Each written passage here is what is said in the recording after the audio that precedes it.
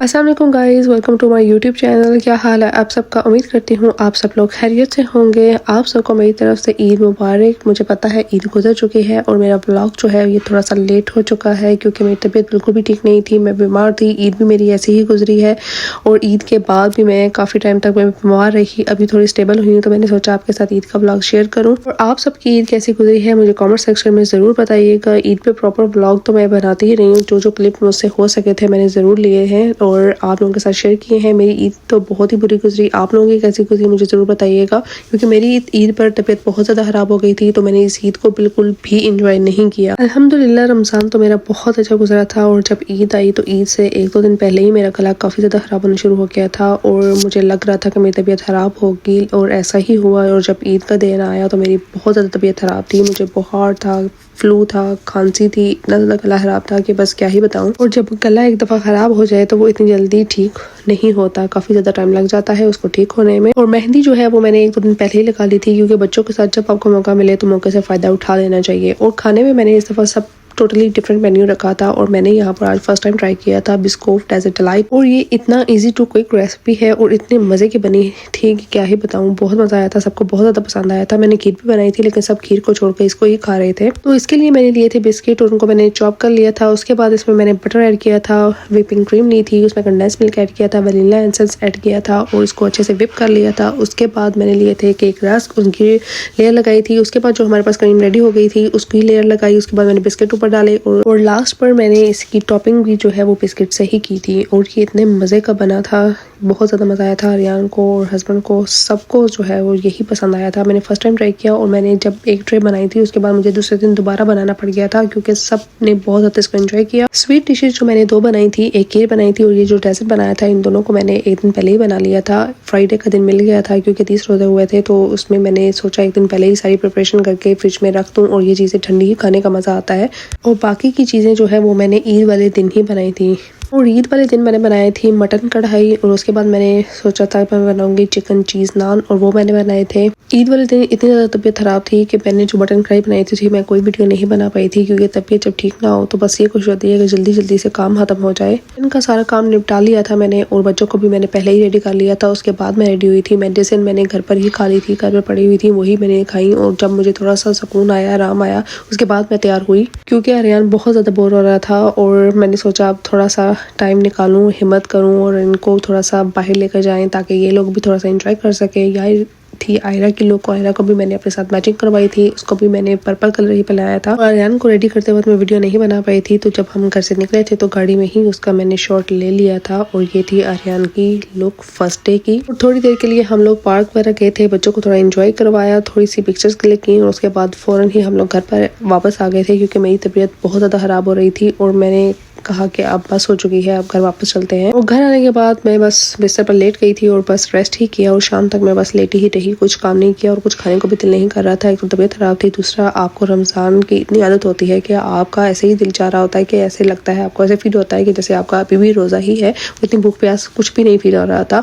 रात को फिर जब मुझे थोड़ी सी भूख लगी क्योंकि मैंने सुबह से कुछ नहीं खाया था तो फिर तब मैंने बनाए थे चिकन चीज़ नान और इसकी भी मैरिनेशन मैंने पहले से ही रेडी करके रखी हुई थी। डो मैंने पहले से ही तैयार करके रखी हुई थी और चिकन वाला मसाला जो है वो मैंने पहले से ही रेडी करके रखा हुआ था और इसको बस जस्ट मुझे बेलना ही था और उसकी फिलिंग करके इसको बस एयर फ्रायर में लगाना ही था। इतना ज़्यादा एफर्ट वाला काम नहीं था, बस मैंने लगाया और हम सब ने रात को फिर वही खाए। उस वक्त मैंने जस्ट अपने लिए और आर्यन के लिए बनाया था। हस्बैंड थोड़ी देर के लिए फ्रेंड्स के साथ चले गए थे और जब वो वापस आए तो तब मैंने उनके लिए दोबारा ये बनाए थे क्योंकि ये जो है वो फ्रेश ही खाने का मज़ा आता है, इसको पहले से बना कर रख दो तो उसका मज़ा नहीं आता, फ्रेश खाने का दिल करता है। और उनके लिए मैंने एक सिंपल चीज़ नान बनाया था और ये भी इतना मज़े का बना था कि क्या ही बताऊं, इतना एंजॉय किया सब ने। और ऐसे ही हमारा डे 1 एंड हो गया था और यहाँ पर मैं आपसे वीडियो शेयर कर रही हूँ, ये है डे 2 की। और यहाँ पर भी मेरी तबीयत में कुछ खास फ़र्क तो नहीं था लेकिन मैंने मेडिसिन वगैरह खाई थी और जब मेडिसिन खाने के बाद मुझे थोड़ा सा फ़र्क पड़ा तो उसके बाद मैंने बच्चों की और हस्बैंड की सबकी तैयारी की थी। हस्बैंड और आर्यन की जो है वो ट्विनिंग थी सेकेंड डे पर और यहाँ पर मेरा जो ड्रेस था ये भी मेरा पाकिस्तान से आया था, जो डे 1 पे पहना था वो भी पाकिस्तान से आया था। ईद पर सोचा तो बहुत कुछ था कि ऐसे करेंगे वैसे करेंगे। एक तो बाई चांस ईद आई थी वीकेंड पर और इस पर मैं इतनी ज़्यादा खुश थी कि शुक्र है कि वीकेंड पर ईद आ रही है, क्योंकि वैसे तो अदरवाइज़ वीकडेज़ में हो तो एक दिन ही छुट्टी करनी पड़ती है, दूसरे दिन काम पर जाना होता है और हमें ईद का कुछ खास मज़ा नहीं आता। हम डे 1 ही बस इंजॉय कर पाते हैं।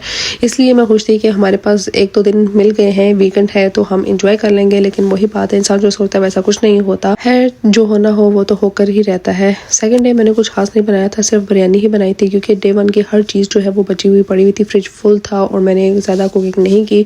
हम वही बस खाए थे क्योंकि ज़्यादा खाया भी नहीं जा रहा था और मैंने बना भी कुछ ज़्यादा लिया था, तो इसलिए मुझे सेकंड डे बिरयानी के अलावा मैंने कुछ भी नहीं बनाया था।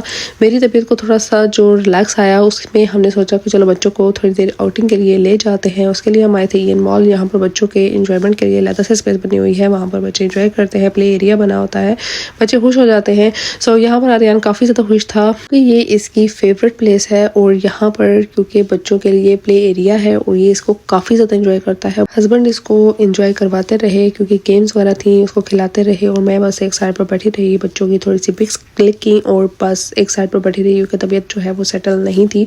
तो मैंने कहा बच्चे इंजॉय कर लें, बस मेरे लिए यही काफ़ी है।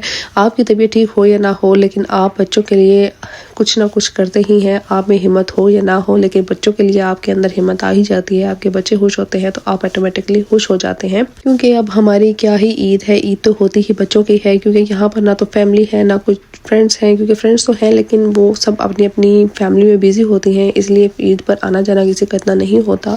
बस अपनी ही फैमिली होती है, बच्चों की होती है, बच्चों को देखते हैं, वो इंजॉय करते हैं तो हमें भी खुशी ही होती है।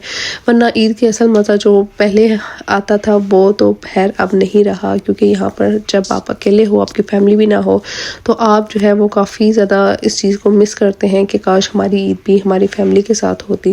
खैर यहाँ पर सब जापानीज़ लोग आयरा को देख रही थी कि इसकी ड्रेसिंग और इसको कि ये कितनी ज़्यादा क्यूट लग रही है। सब आगे हो कर इसको देख रहे थे क्योंकि मैंने इसको तैयार किया हुआ था और ऐसी ड्रेसिंग जो है वो यहाँ पर जापानीज़ लोग कम ही करते हैं। हम पाकिस्तानी हैं और हम अपने कल्चर के हिसाब से ड्रेसिंग करते हैं, तो वो सब उनको नई चीज़ लगती है तो वो काफ़ी खुश होते हैं।